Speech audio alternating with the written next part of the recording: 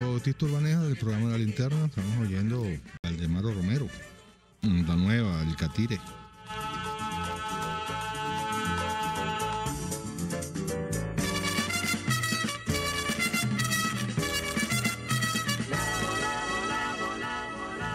En la Dirección General de las Estaciones Humanitarias, en la Gerencia de Información, Javier Pereira Díaz, en la Gerencia de Producción, Claudia Camperos, en la producción, Juliet Córdoba, y en los controles, César González.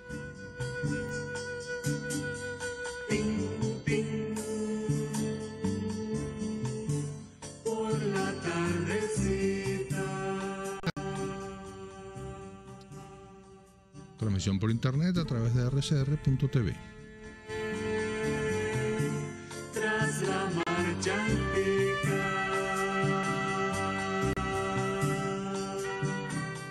niños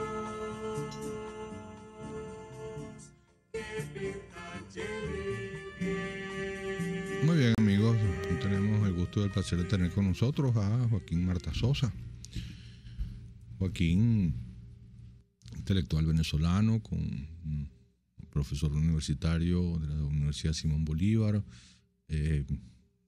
ensayista, columnista de importantes medios de opinión hasta hace algún tiempo, y últimamente dedicado a una forma muy central a la actividad poética. Tiene una larga trayectoria ya como poeta, que culmina con el libro del cual vamos a hablar hoy, que es motivo de este programa, su último libro de poesía, Memorial de la Caída. Último libro que no solo último por ser el más recientemente publicado, sino porque a raíz de él Joaquín ha anunciado pues la finalización de su actividad poética, de su actividad como poeta, como escritor de poesías. Entonces, bueno, en ese sentido es un libro de mucha significación, tanto para la trayectoria personal de Joaquín Martasosa como para, bueno, la actividad literaria venezolana. Y para hablar de este libro, Memorial de la Caída, es que hemos invitado a Joaquín a hablar esta tarde y le agradecemos muchísimo su presencia hoy aquí. No sé, Joaquín, hay muchas cosas en el libro y a raíz de la entrevista que sobre él te hicieron recientemente que me provocan muchas preguntas y muchos temas, ¿no? Podría yo empezar hablando de, bueno, ¿por qué es tu último libro? Porque a raíz de él anuncias la finalización de tu actividad poética. Pero yo quisiera dejar eso más bien para el final y referirme a algunos temas y a algunos asuntos que surgen de la lectura del libro y de la entrevista, importante entrevista que te hicieron hace poco. En esta entrevista, por ejemplo, hablas de que alguien te comentó y tú parecieras estar acorde con esa opinión de que este es un libro profético o que podría ser un libro profético. Sí, incluso fue una idea que yo no tenía en la cabeza y cuando me la formularon, sorprendido, comencé a pensarlo y tras 2 o 3 días dije, sí, pues la verdad es que sí, podría hacerlo. Porque es un libro poético, es poesía, no es sociología política, no es análisis político, ni nada que esté cerca de eso. De allí que el vocablo profético pudiera caberle. Es un libro que, digamos, si alguna buena nueva tiene para la gente que está sometida a regímenes semejantes al venezolano o peores que el venezolano, es que eso acaba y acaba no demasiado tarde.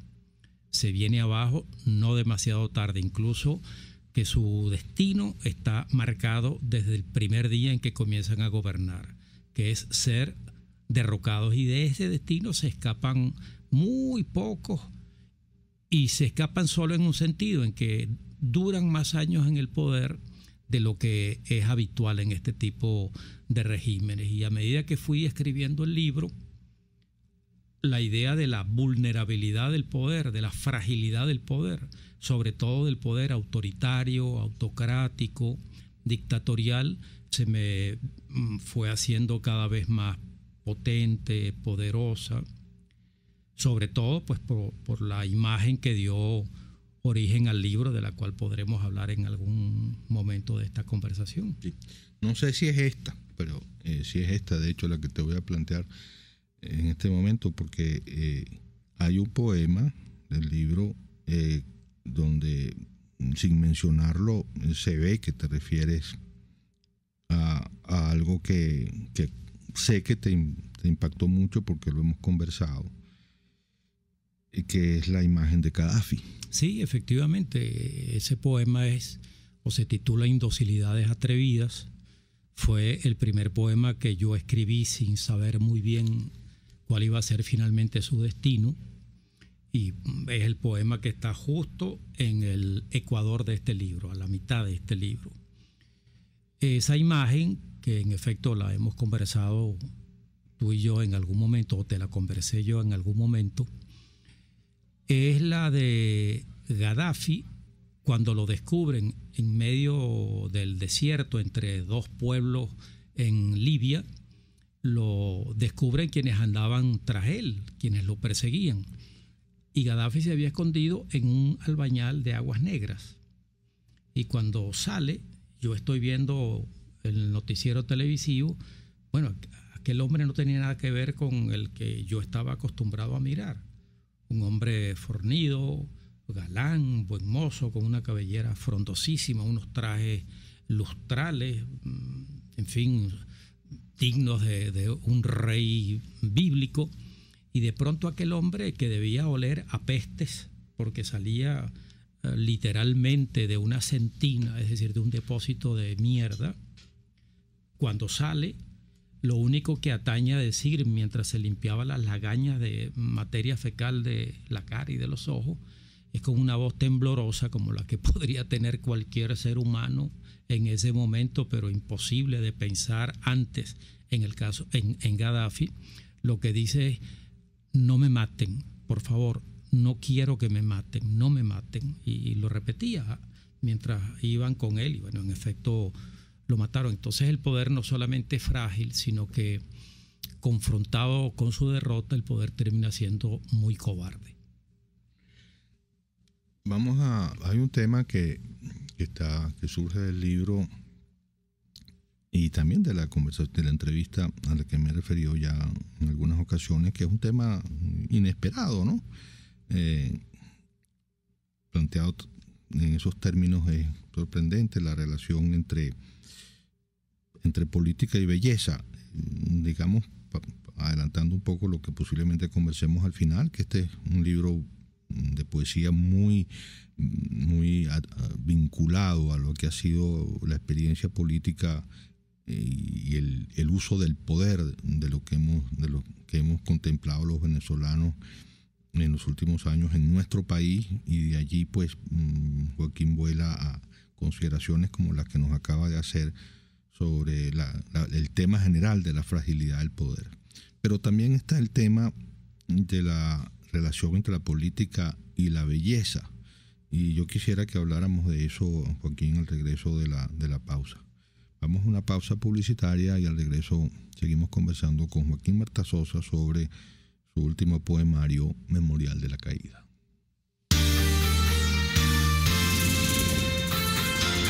Usted escucha La Linterna, su tertulia en radio por RCR 750 AM.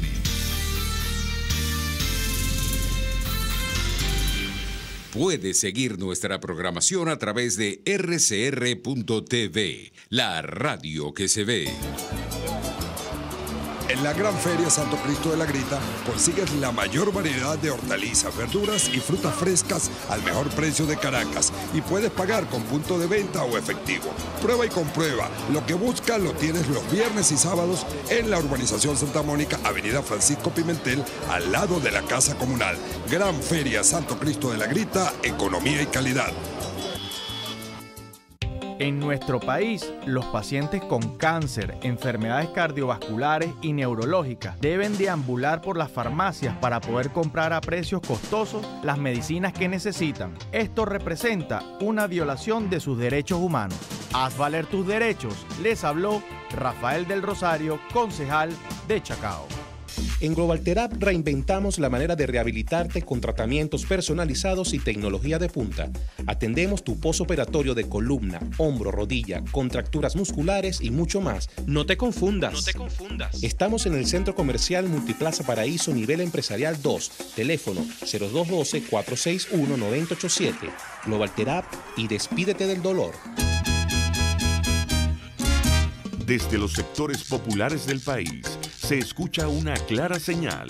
Es el radar de los barrios.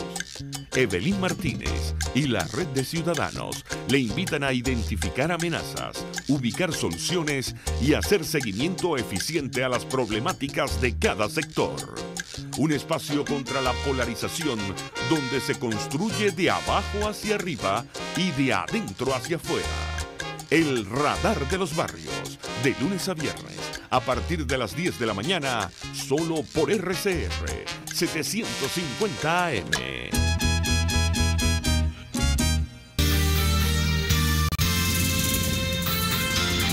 Una conversación abierta sobre la actualidad. Es La Linterna, en RCR 750 AM.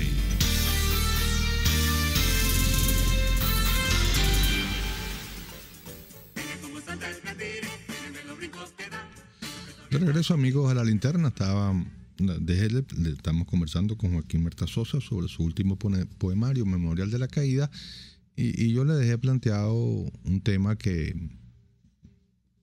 así formulado, pues es un tema que provoca shock, ver palabras que habitualmente uno no está acostumbrado a ver juntas, como la palabra política y belleza. Un poemario dedicado en buena parte a la significación de la actividad política como actividad humana. Y bueno, ¿cómo es esta relación que tú planteas entre política y belleza? Mira, en el fondo, muy en el fondo, a medida que han pasado los años, la política tiene una relación con lo poético justamente por el lado de la belleza, porque así como lo poético es el intento de expresar el sentido profundo de la vida a través de una estructura de expresión, de comunicación, de interlocución, donde la belleza del lenguaje, la belleza de las imágenes o de los símbolos seduzca al lector para ingresar en el significado de aquello que tiene aquello.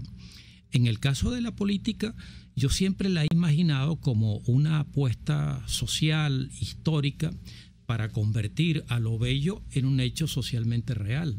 Una sociedad justa, una sociedad decente, una sociedad igualitaria, una sociedad libertaria, una sociedad con capacidad creadora, porque los lazos que entumecen, que impiden, que alienan la creación, como son las desigualdades, las expoliaciones, las hegemonías, han ido desapareciendo. Entonces, para mí, la política, por el lado de la ética social, aspira a un mundo, digamos, bello, un mundo donde vale la pena vivir, un mundo amable. Amable en el doble sentido, amable contigo y amable porque somos capaces de amarlo, como somos capaces de amar la belleza. Y bueno, ya dije que la poesía busca de una manera más directa y a lo que estamos más acostumbrados a entender, busca una cierta relación entre la estética del lenguaje, de la expresión, con aquello que ella quiere expresar más allá del lenguaje. Hay un poema aquí en el libro que se llama Observados para siempre.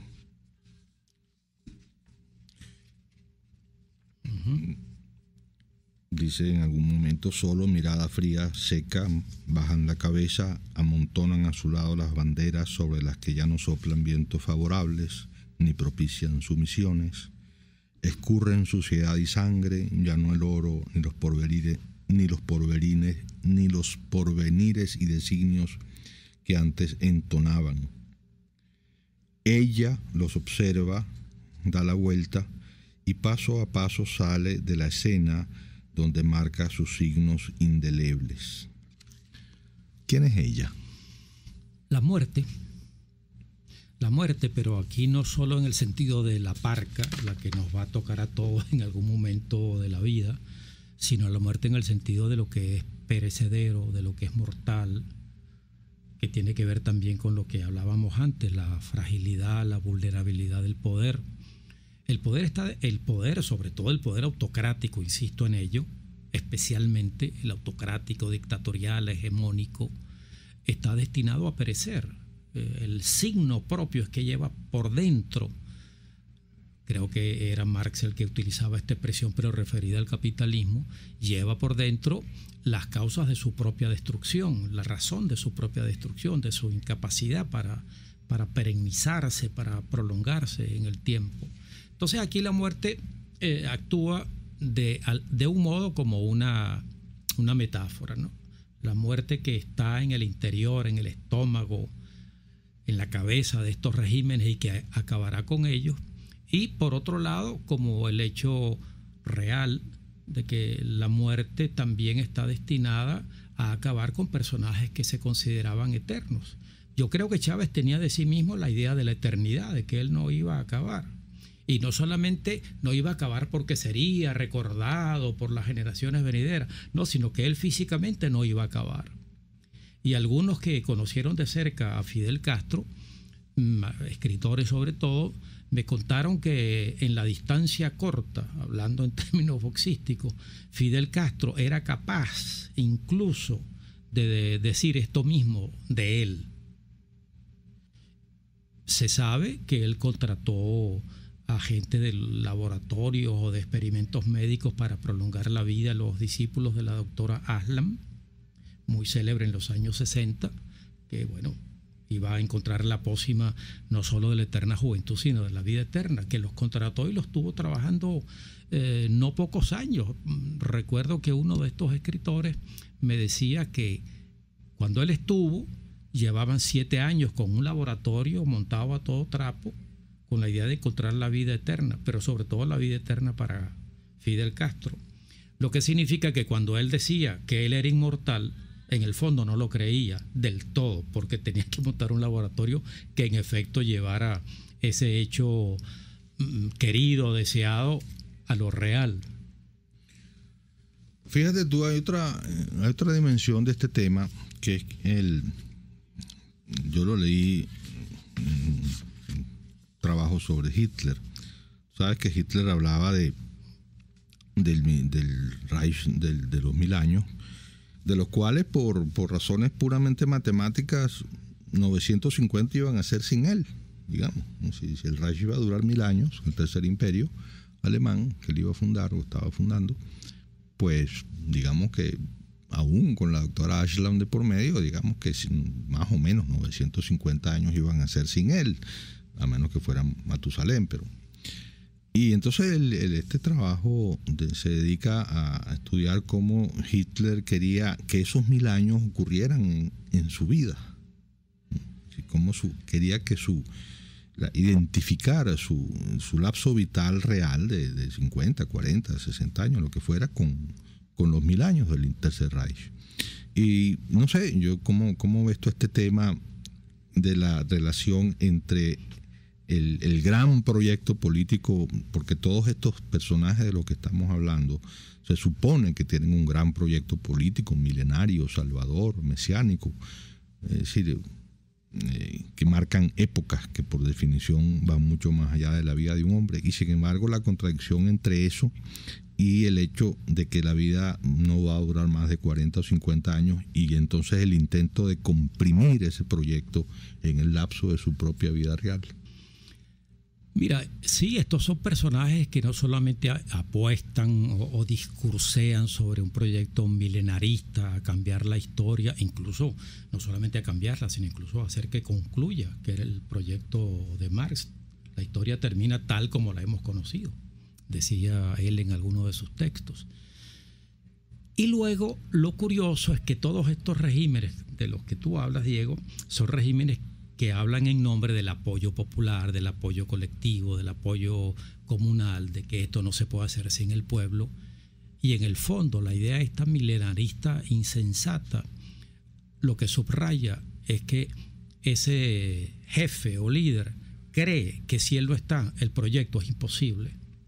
Y por eso, para que el proyecto dure 1000 años, la razón fundamental que lo podría hacer posible es que él viviera 1000 años. No que haya gente que lo sustituya y que en el pueblo se cree el hombre nuevo. El verdadero hombre nuevo en el que cree ese tipo de autócratas es él. ¿Y nuevo por qué? Bueno, porque va a vivir, a diferencia del hombre viejo, 1000 años. Y vivirlo físicamente incluso. Entonces no deja de ser una locura. A lo largo del libro, no porque yo me lo propusiera, sino bueno, los poemas fueron nutriéndose así. La poesía tiene un poco, como tú sabes, de intuitivo, de subconsciente, y ahí van apareciendo cosas que uno las razona luego o las convierte en razón luego que está el poema. Bueno, en el fondo, estos personajes, insisto en ello, creen que nacieron para no morir, que con ellos efectivamente comienza el hombre nuevo y les importa un bledo el país, la sociedad. Y el hombre real. Y el hombre real, bueno, por eso es que recurren a la represión, los campos de concentración, las cárceles, de lo cual tenemos una muestra innuche en Venezuela. No, y se dan casos, un personaje que yo llamo el asesino abnegado, que es para mí un personaje muy emblemático de esto que estamos hablando, que es el Che Guevara. El Che Guevara no le importaba la vida real, ni siquiera la suya. Le importaba una vida del hombre nuevo que no existía, y por eso no le importaba nada matar y no le importaba nada morir. Bueno, incluso fue un poco más allá y lo expresó. Él decía que el revolucionario era la nueva especie humana que ocupaba el escaño superior de la evolución del hombre, y que por eso, a nombre de la revolución, podía asesinar. Ni siquiera utilizó el término matar, que bueno, podía ser en la guerra o en la guerra. No, podía asesinar. Y en ese caso, el asesinato era completamente legítimo, sí, históricamente comprensible. Bueno, son seres que se convierten en seres monstruosos, que es también en algún momento del libro lo que uno o dos poemas intentan reflejar, la monstruosidad que comienza a carcomer el interior, la mente y el ánima de estos personajes. Muy bien, vamos a una pausa para mensajes de publicidad y al regreso seguimos conversando con Joaquín Martasosa sobre su poemario Memorial de la Caída.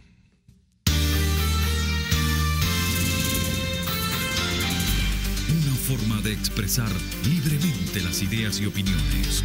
La Linterna, por RCR 750 AM.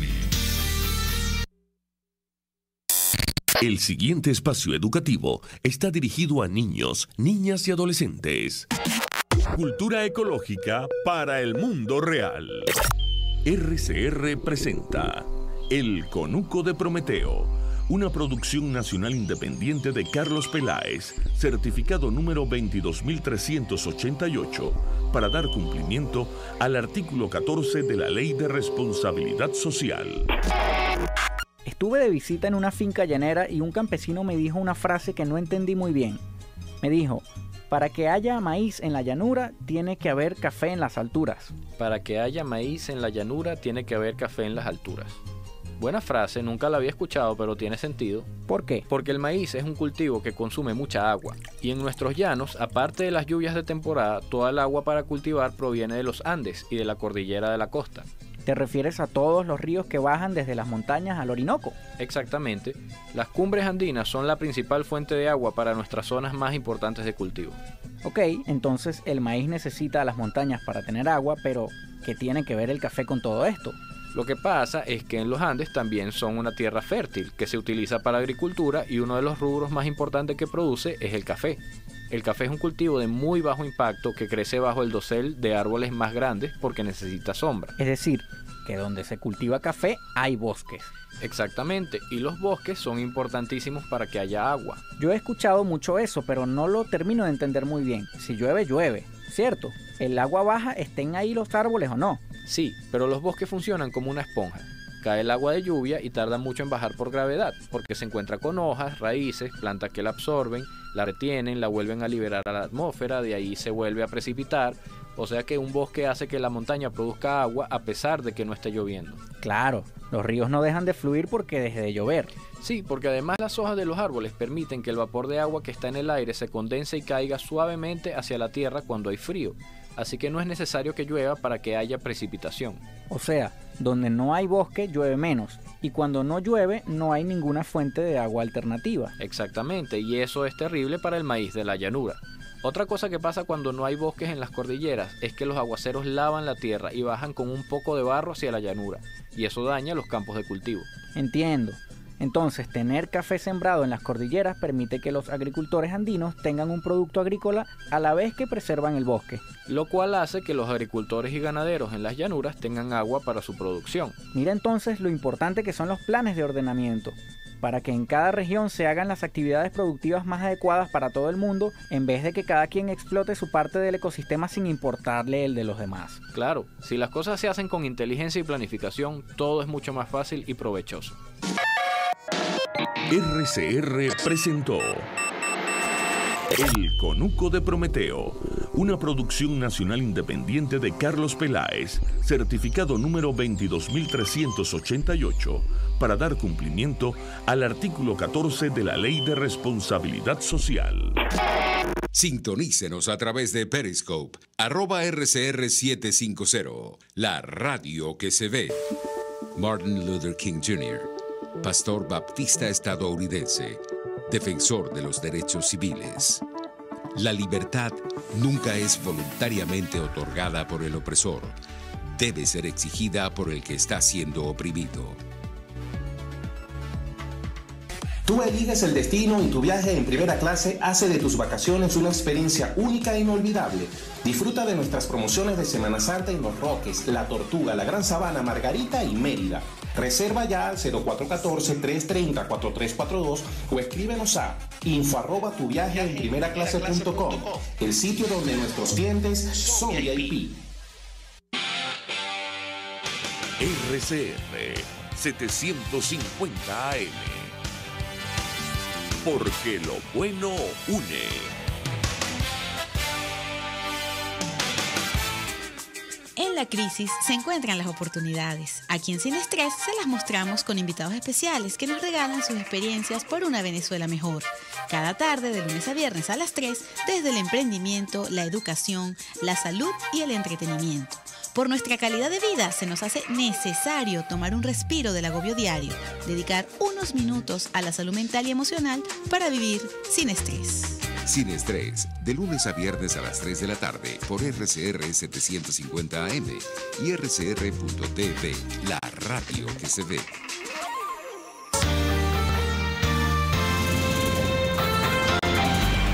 Los temas de actualidad son comentados en esta amena tertulia de las tardes. La Linterna, por RCR.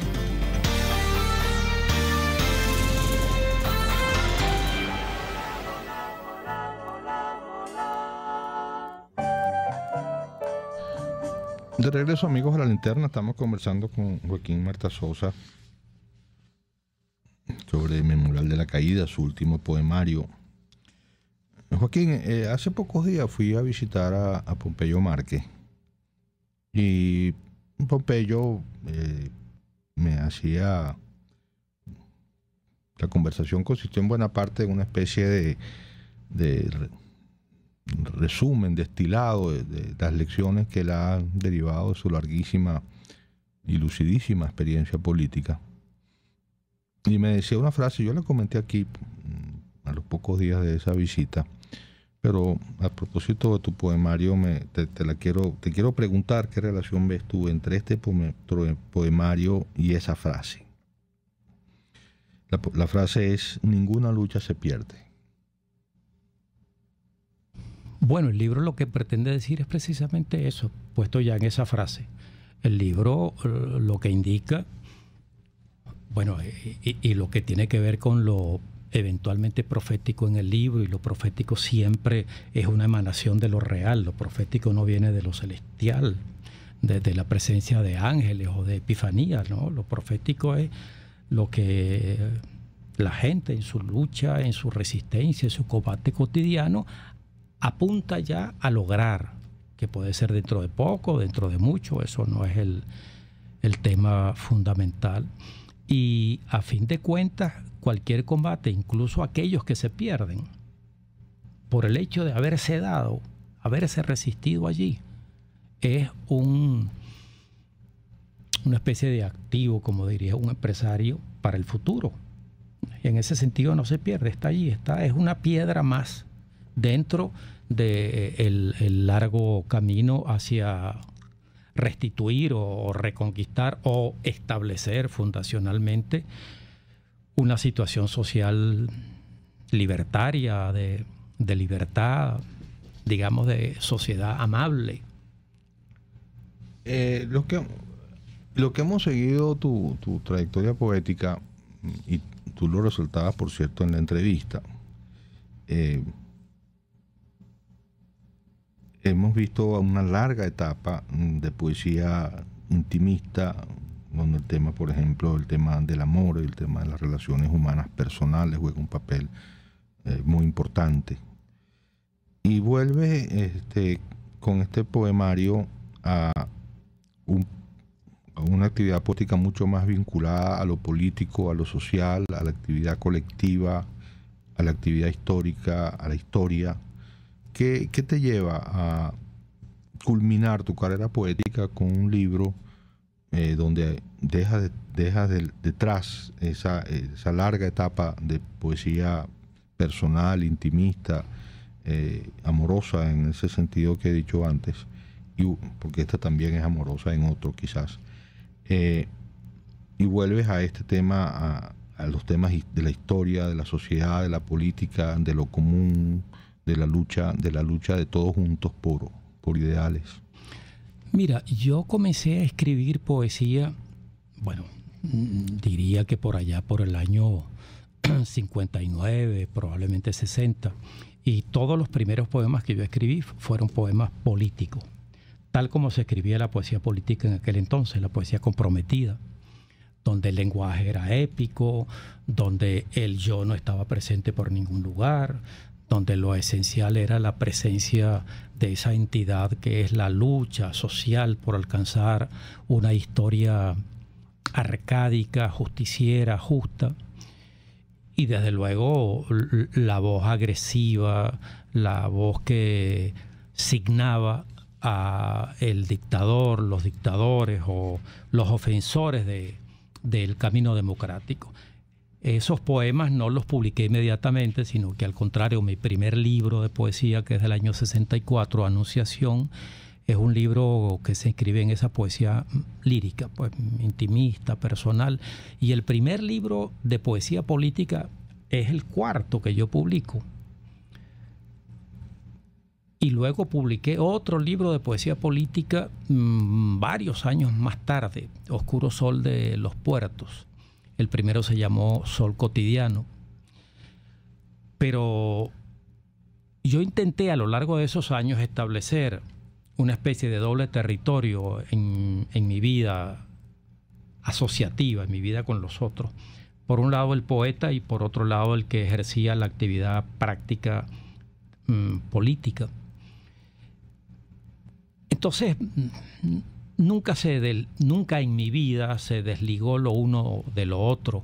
A veces la vida política me hizo acallar la voz poética. Hay un periodo de casi una década en la que no publiqué nada. Escribía sí, pero bueno, no tenía la quietud, el sosiego, la concentración para revisar esos textos. Yo creo que yo no tengo ningún poema publicado que no haya sido revisado 20, 21, 23 veces. No tengo, yo no voto nada. A mí me cuesta mucho escribir, me cuesta mucho anímica, espiritual, físicamente me fatiga enormemente la escritura. Para mí no es un ejercicio celebratorio, gozoso. No, es una verdadera tarea que tiene mucho de Sísifo, ¿no? Llego, retrocedo, pero yo nunca mando a la papelera nada, porque me ha costado tanto hacer ese papel que cómo lo voy a votar. Entonces, bueno, se me van acumulando. Y mis libros tienen mucho trabajo. Hay un momento en el que, transcurridos varios años de lo que vivimos ahora en Venezuela, yo me puse a pensar un día frente al mar Cantábrico, me puse a pensar, bueno, ¿y yo qué voy a dejar dicho de esto que nos está ocurriendo a todos los venezolanos? ¿Qué voy a dejar dicho yo de eso?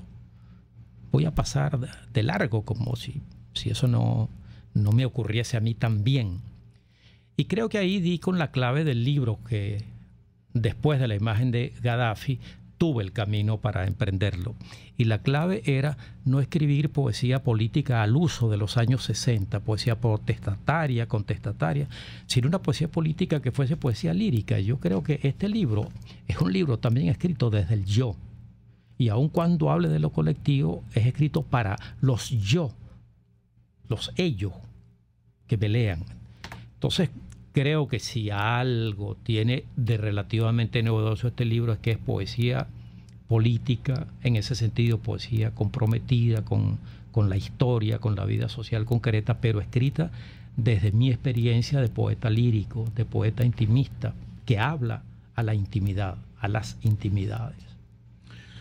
Muy bien, vamos a una pausa, Joaquín, para regresar para los minutos finales del programa. Te quiero dejar planteada una pregunta, un tema, y también quisiera que, como despedida del programa, escogieras un poema que tú quieras, que tú nos quieras hacer llegar por tu propia voz ahora. El tema es, ¿qué relación ves tú entre poesía y democracia?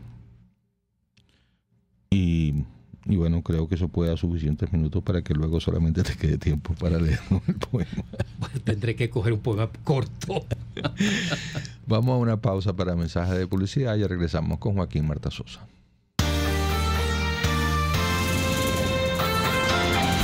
La actualidad vista a la luz de La Linterna a través de RCR 750 AM.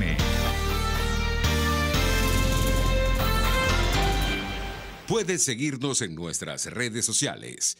En Twitter, @RCR750, la radio que se ve. Baruta, minuto a minuto, con el concejal Héctor Urgelles. ¿Sabías que en Baruta se están sembrando valores? Sí, la Asociación Civil Sendero Ecológico dicta charlas en las escuelas del municipio enseñando a los niños a germinar la semilla en nuestro árbol nacional. Pronto más de 4.000 araguaneyes adornarán las calles de Baruta. Sembrar un araguaney es sembrar vida. Central Madeirense, orgullosos de cumplir un año más. Nuestro país nos ha dado un suelo fértil y el fruto maravilloso de su gente nos recuerda que ser venezolano se lleva en el corazón. Central Madeirense, 68 años, sembrando el presente con vista al futuro.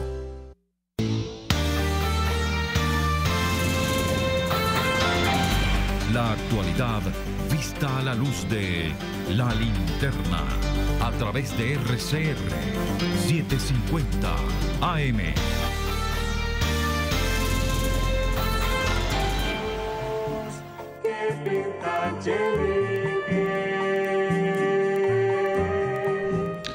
De regreso, amigos, con Joaquín Marta Sosa sobre su libro Memorial de la Caída. Yo le dejaba planteado un tema, relación entre poesía y democracia, y también quería que Joaquín nos leyera de su propia selección, su propio criterio selectivo, un poema para darnos una muestra, pues, de lo que contiene este libro de poemas. Yo veo que la vinculación que además para mí, desde mi perspectiva del tiempo, de la historia, de lo que me ha tocado vivir, la relación, subrayémosla, entre poesía y democrática es casi natural, aun cuando en términos prácticos no siempre aparece. Creo que la democracia es no solo o no se constriña que sea el gobierno del pueblo, por el pueblo, para el pueblo, es decir, al acto de dirigir el Estado, que creo que era lo que tenía en la cabeza Lincoln cuando formuló esa frase. No, creo que la democracia se acerca más, y disculpen nuestros oyentes que cite esa frase, se acerca más a lo que el poeta venezolano Gustavo Pereira, muy vinculado al chavismo, dijo una vez, citando él a su vez a Aquiles Nazoa, que se desarrollen las virtudes creativas de la gente, de los ciudadanos. Creo que democracia sin creación, sin pensar en nuevas posibilidades de articular las relaciones, de articular las vivencias, de desarrollar el arte, de desarrollar el pensamiento, de desarrollar, bueno, formas amorosas inéditas. Todo aquello que significa partir sí de lo que tenemos, pero usarlo como eso, como un punto de partida, como un material de partida que debe ser superado, y superado por formas más altas, más completas, más humanas, antropológicamente más ricas. Bueno, que es el propósito de lo poético. Es más, yo creo que la idea de democracia griega en el fondo es una idea poética, es una gran metáfora, que los que nunca han gobernado, que a quienes no se les ha dejado gobernar y no lo saben hacer, lo hagan, y lo hagan mejor que los profesionales del poder. Bueno, veo por allí una relación que siempre he tenido en la cabeza. Incluso a lo mejor te va a parecer un poco lacrimoso lo que voy a decir. Yo creo que yo me metí en la política no porque yo tenga virtudes para ser político, que creo que no las tengo.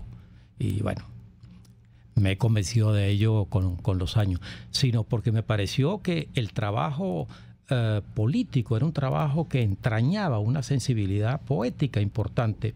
Es decir, que tú te enfrentaras, como a uno le ocurría, con un campesino barloventeño que nunca había ido a la escuela, y creyeras que él tenía algo que enseñarte a ti, lo creyeras de verdad, y establecieras con él un vínculo de meses, a veces de años, donde se aprendía mutuamente. A mí eso me parecía una cosa muy, muy poética, muy bella, por decirlo un poco puerilmente.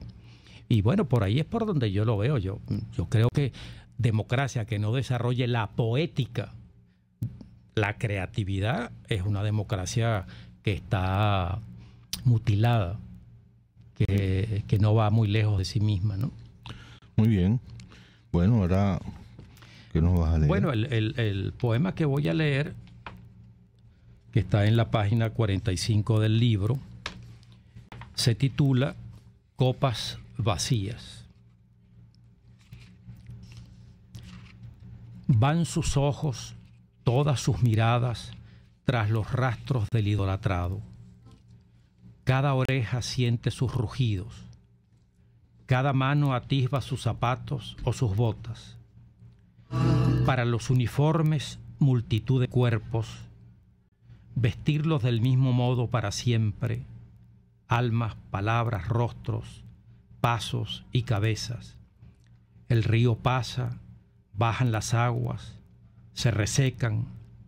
El idolatrado en largos soliloquios resopló sin macerar órdenes, mandos, circunloquios siempre iguales, ruidos inmutables una y otra hora. Las vestimentas descoloridas, sucias de arrastrarse tras las sombras. Ahora nada más que sombra extendiéndose en la noche. Después de años el vaso se carcome en la rutina. El tiempo nunca absuelve y nadie aguanta el vacío de las copas. Sin estruendo, todas comenzaron a quebrarse. Muy bien. Muchísimas gracias, Joaquín, por este Gracias bello a ti, magnífico Diego, programa. al programa, a la emisora. Esto está editado, una edición muy sobria, muy bonita, por la editorial Clepsidra en su colección Vitrales de Alejandría. Bueno, es un libro pequeño en su extensión, en su volumen, pero bueno, creo que es una extraordinaria lectura para los venezolanos de hoy y una extraordinaria manera, Joaquín, de culminar tu carrera como poeta. Muchas gracias, Diego. Y muchas gracias a todos ustedes por su atención. Y bueno, vamos a despedir. Cuídense mucho este fin de semana, como siempre. Y vamos a despedir con Gualberto Ibarreto, Ladrón de tu amor.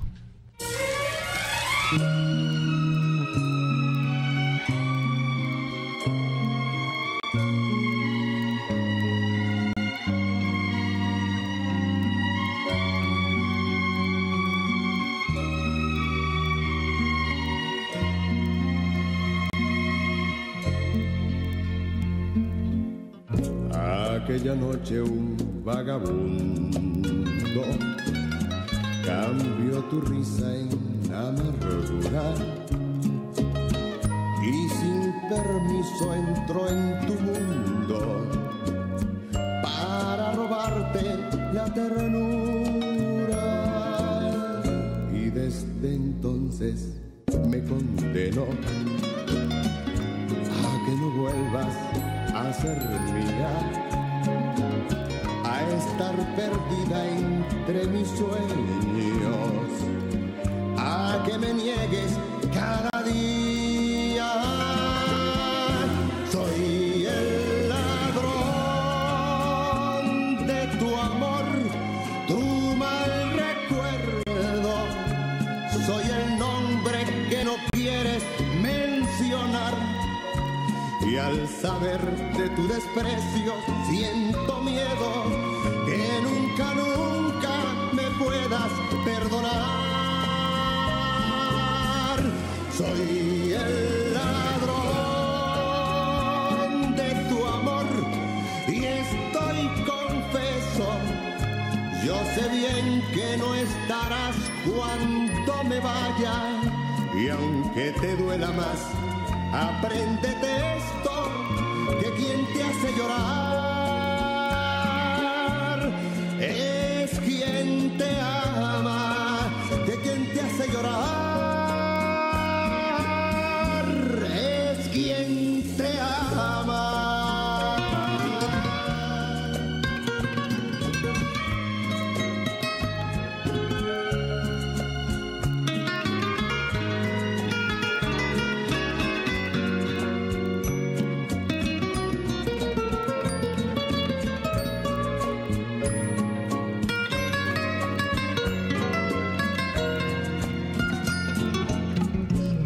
Aquí en mi soledad te sueño y por las noches yo te invento. De tu castigo soy el dueño, porque tu odio es lo que encuentro. Soy el ladrón de tu amor, tu mal recuerdo. Soy el nombre que no quieres mencionar, y al saber de tu desprecio siento miedo que nunca me puedas perdonar. Soy el ladrón de tu amor y estoy confeso. Yo sé bien que no estarás cuando me vaya, y aunque te duela más, apréndete esto, que quien te hace llorar